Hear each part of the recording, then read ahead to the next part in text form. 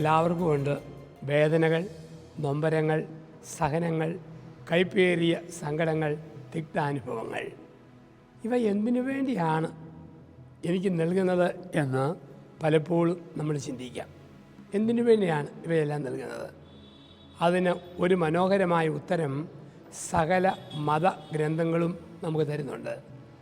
സഹനം തരുന്നത് പച്ച മനുഷ്യരായി നമ്മൾ ജീവിക്കാൻ വേണ്ടിയിട്ടാണ്. പച്ച മനുഷ്യർ ആരാണോ കൂടുതൽ സഹിക്കുന്നവർ, അവർ കൂടുതൽ പച്ച മനുഷ്യരായിട്ട് മാറും. സഹിക്കുന്ന ആൾക്കാർക്ക് സഹിക്കുന്നവരുടെ നൊമ്പരം മനസ്സിലാക്കാൻ പറ്റും. സഹിക്കുന്നവരുടെ നൊമ്പരം മനസ്സിലാക്കാൻ പറ്റും. പലപ്പോഴും മറ്റ് വ്യക്തികളാൽ സഹായിച്ച് വിദ്യാഭ്യാസം പൂർത്തിയായി ജോലി കിട്ടിയ ആൾക്കാർ ആദ്യം ശമ്പളം കൊണ്ട് ഏൽപ്പിക്കാറുണ്ട്. ഞങ്ങളെപ്പോലെ കഷ്ടപ്പെടുന്നവർക്ക് ഈ പണം പീസായിട്ട് കൊടുക്കണം. ഞങ്ങളിങ്ങനെ വേദനിച്ചതാണ്. ഞങ്ങളുടെ വേദനയിൽ ആരൊക്കെയോ ഞങ്ങളെ സഹായിച്ചു, അതിനാൽ ഞങ്ങൾ ഇത്രയായി. ഇതാണ് പച്ച മനുഷ്യരാക്കുക എന്ന് പറയുക. കോളനികളിൽ കിടന്ന മനുഷ്യന് വീടില്ലാത്തവൻ്റെ വേദന മനസ്സിലാവും. യുദ്ധത്തെ ഫേസ് ചെയ്തവന് യുദ്ധഭൂമിയുടെ ഭീകരത മനസ്സിലാകും. ദാരിദ്ര്യം അനുഭവിച്ചവന് വിശപ്പിൻ്റെ വേദന മനസ്സിലാകും.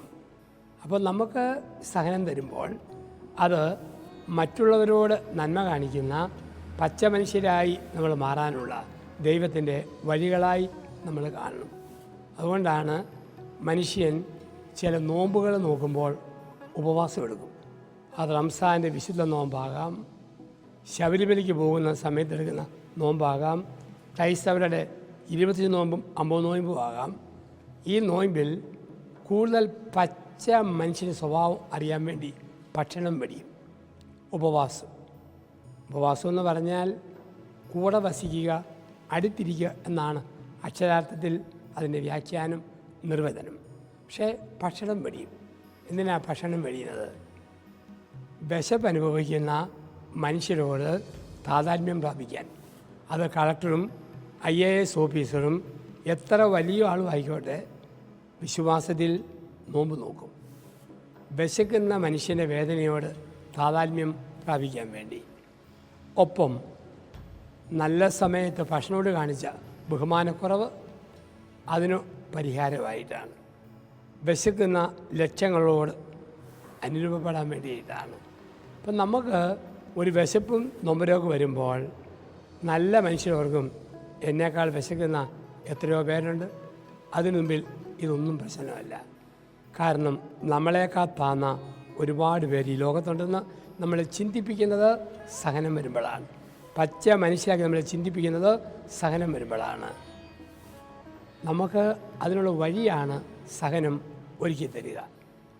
ഒരു റേബാൻ കണ്ണട മേടിക്കാൻ എനിക്ക് കാശില്ലല്ലോ എന്നോർത്ത് ഞാൻ വേദനിക്കുമ്പോൾ ദൈവം കണ്ണില്ലാത്ത ഒരന്ധനെ കാണിച്ചു തരും. അപ്പോൾ കണ്ണുള്ള ഞാൻ കണ്ണടയില്ലെങ്കിലും കണ്ണുണ്ടല്ലോ എന്നോർത്ത് ദൈവത്തെ മഹത്വപ്പെടുത്തണം.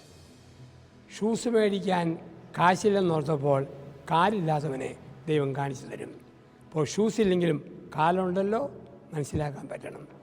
പച്ച മനുഷ്യൻ്റെ ജീവിത യാഥാർത്ഥ്യങ്ങൾ കണ്ട് വളരാനുള്ള കൃപയാണ് സഹനം നമുക്ക് സമ്മാനിക്കുക.